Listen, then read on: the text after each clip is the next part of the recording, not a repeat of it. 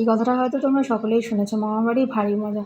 কিন্তু হ্যাঁ, বাপের বাড়ি যাওয়াটাও কিন্তু ভারী মজারই একটা ব্যাপার যখন একটা মেয়ের বিয়ে হয়ে যায় তারপর। তো যাই হোক, আজকে আমি চলে যাচ্ছি আমার শাশুড়ি মা, ছেলে আর হাজব্যান্ডকে নিয়ে আমার বাপের বাড়ি। আর আমার হাজব্যান্ড যাচ্ছে তার শ্বশুর বাড়ি। তাই তো দেখছো আমার মুখে এত বড় করে একটা হাসি। তো আমার হাতে যে প্লাস্টিকটা তোমরা দেখলে সেটাতে ছিল কিছু সবজি, যেগুলো আমি বাপের বাড়ি নিয়ে যাচ্ছি। আমি মনে করি যে কোনো কিছুই না ওয়েস্ট করে দেওয়া উচিত নয়। আর এদিকে দেখো আমার মা কুঁদরি পাড়ছে আমাদের জন্য, কুঁদরি আলু ভাজা করবে বলে। তো এরকম নিজের জমিতে যদি এরকম সবজি টবজি চাষ করা হয়, ব্যাপারটা কি মজার, তাই না? তো এই বছর বাবা এটা করেছে, বেশ মজার ব্যাপার, আমার খুবই ভালো লাগে। তার সাথে সাথে তোমাদেরকে দেখাচ্ছি, এই দেখো জবা ফুল। এটাও আমার বাবা আর কি আমার বাপের বাড়ির ওদিকেই একটা নার্সারি থেকে নিয়ে এসেছিলো।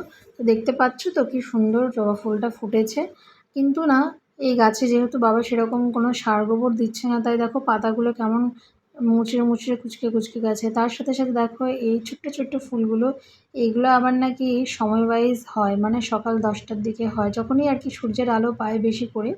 ঠিক মোদ্দা কথা, এই ফুলগুলো সকালবেলা 10টার সময় ফোটে বলে এদেরকে 10টা ফুল বলা। আর এদিকে দেখো ধানি লঙ্কা হয়েছে, বেশ ঝাল কিন্তু এই লঙ্কাগুলো। কিছু কিছু লঙ্কা আছে দেখতে বড় বড়, কিন্তু একদমই তাতে ঝাল থাকে না। তো আর এদিকে দেখো কত কুঁদরি ফুল হয়েছে, আর কি সুন্দর লাগছে দেখতে। আমার তো খুব খুব খুব মজা লেগেছিলো। আরও অনেক কিছুই বাবা এখানে চাষ করেছে, সেসবও তোমরা বড় ব্লগে দেখতে পারবে। সঙ্গে থাকো।